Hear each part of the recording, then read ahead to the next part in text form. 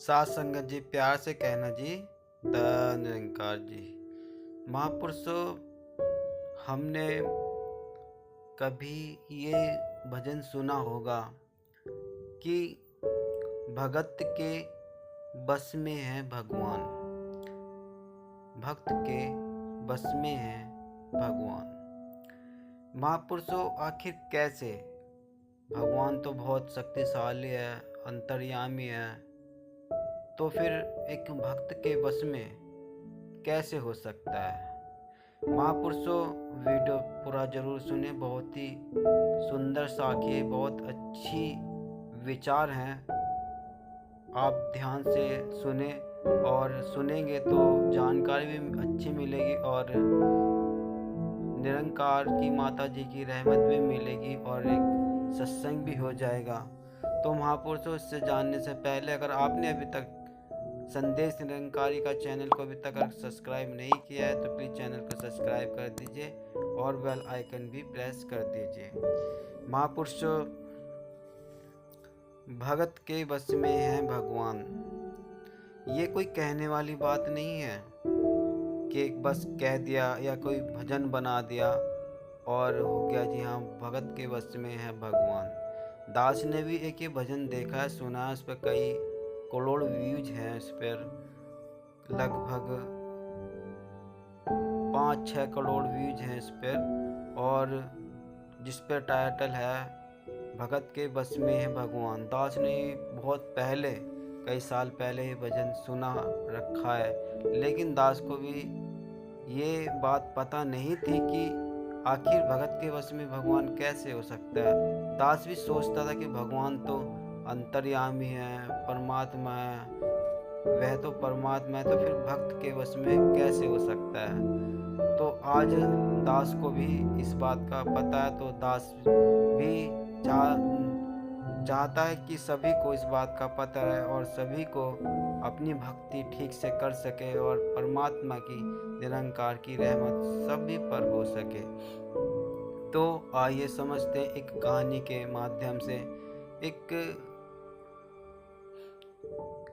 Ladies थी, एक औरत, और बहुत दुखी, वह महिला बहुत दुखी, बहुत परेशान थी क्योंकि उसके कोई संतान नहीं थे।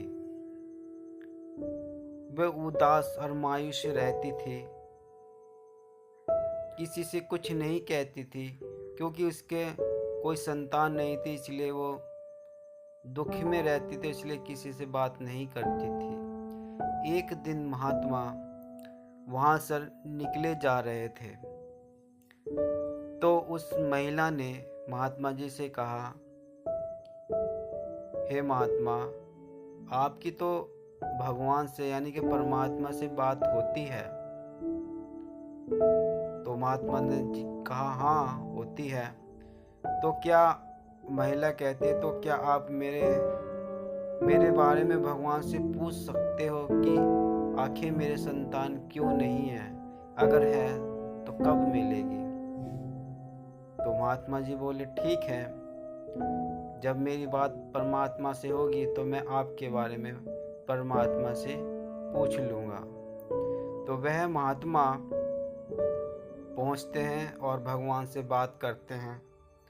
जैसे भी महात्मा का बात करने का तरीका था, तो उन्होंने जब परमात्मा से बात की तो भगवान जी कहते हैं कि उसकी किस्मत में कोई संतान ही नहीं है, उसका कभी कोई संतान ही नहीं होगी। तो महात्मा जी वापसी आते हैं और वह महिला पूछती है कि महात्मा जी, क्या आपसे आपकी परमात्मा से बात हुई? तो महात्मा जी कहते हैं, हाँ हुई है। तो क्या बताया भगवान जी ने? भगवान जी ने कहा कि आपकी किस्मत में कोई संतान नहीं है, आपका कोई संतान नहीं होगी। तो वह महिला, एक तो बेचारी पहले से बहुत दुखी थी, वह और ज़्यादा उदास हो जाती है क्योंकि उसको अब पता लग गया है कि उसके कोई संतान होगी ही नहीं। पहले तो उम्मीद भी थी कि कभी हो जाएगी, अब तो क्लियर साफ पता चल गया है कि अब संतान नहीं होगी। तो वह बेचारी बहुत दुखी, बहुत परेशान हो जाती है। कुछ रोज बाद एक सज्जन नाचते गाते नंगे पैरों और उस महिला के द्वार आते हैं और कहते हैं, हे माई, काफ़ी टाइम हो गया, कुछ खाने के लिए दे दो। और उस महिला के पास कुछ ज़्यादा तो था नहीं, बस सुबह की 2 रोटी रखी थी।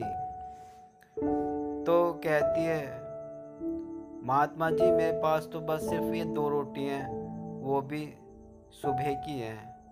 तो वह सज्जन कहते हैं, कोई बात नहीं माई, जो है वही दे दो। तो वह महिला 2 रोटी पे को थोड़ा घी मक्खन लगाकर सज्जन को दे देती है। वह सज्जन कहते हैं, तूने मुझे 2 रोटी दी है, परमात्मा तुझे 2 देगा। कुछ रोज बीतते हैं तो वह उस महिला के 2 बेटे होते हैं और कुछ रोज चलते वे कुछ थोड़े बड़े हो जाते हैं। तो वही महात्मा जो पहले मिले थे उस महिला को, वे जा रहे थे तो वे देखते हैं कि 2 बालक बड़े सुंदर से प्यारे से उस महिला के साथ हैं। तो वे सोचते हैं कि ये बच्चे इसी के ही हैं या किसी और के। भगवान जी ने तो कहा था कि इसके कोई संतान होगी ही नहीं, तो फिर इसके 2 बच्चे कैसे हो सकते हैं। तो वह उस महिला से मिला तो महिला ने बताया कि 2 बच्चे मेरे ही हैं। तो वे महात्मा बड़े चकित हुए, भगवान ने मुझसे तो कहा था कि इसके कभी कोई संतान होगी ही नहीं, इसकी किस्मत में बच्चे है ही नहीं, तो फिर 2 बच्चे, वो भी 2। तो वे जाते हैं और भगवान से, परमात्मा से शिकायत करते हैं। कहते हैं, प्रभु, आपने तो मुझसे कहा था कि इसके किस्मत में कोई संतान ही नहीं, इसके कोई संतान ही नहीं होगी, तो फिर आपने संतान कैसे दे दी, और वो भी 2। और मुझसे आपने कहा कि संतान नहीं होगी। ये कैसे हुआ प्रभु? आपने या फिर मुझसे कोई झूठ बोला है?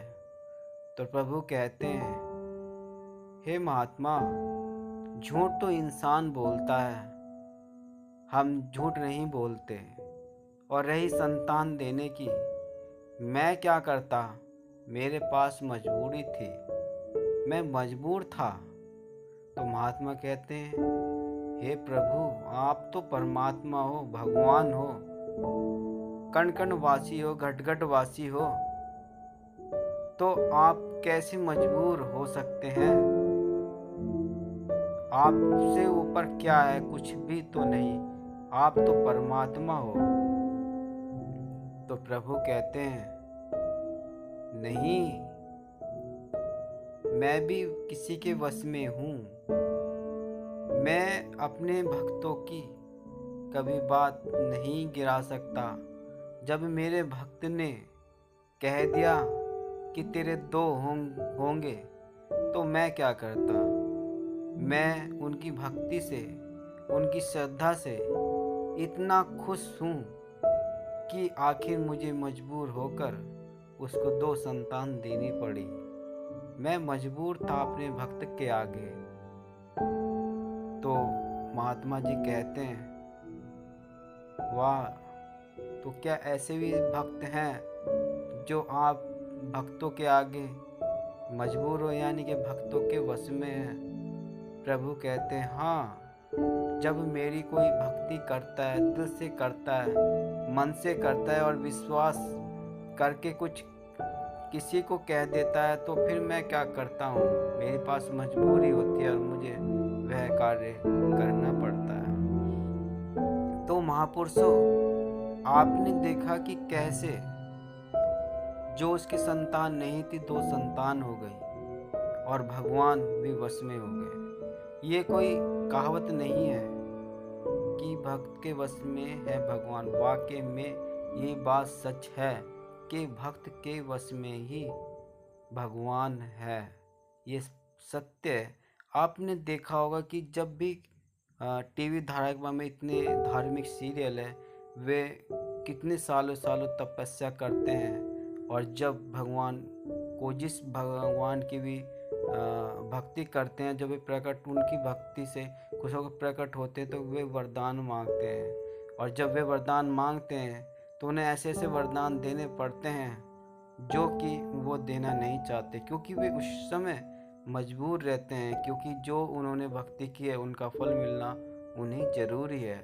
भस्मासुर ने भी अब भस्म होने की ऐसा वरदान मांगा था भोलेनाथ जी से कि मैं जिसके सिर पर हाथ रखूं वह भस्म हो जाए, और भोलेनाथ को वह वरदान देना पड़ा था। ऐसे कई तपस्वी, ऐसे कई महात्मा हैं जिन्होंने भगवान को अपनी तपस्या से इतना खुश प्रसन्न करके उनसे वरदान मांग लिया है। तो महापुरुषों, अब आप समझ गए होंगे कि किस तरह प्रभु भक्त के बस में है। हमें भी, मुझे भी, दास को भी ऐसी लगता कि ये कोई बात नहीं है, ये सिर्फ कहने वाली है, कोई भजन बना दिया है, किसी राइटर ने लिख दिया है।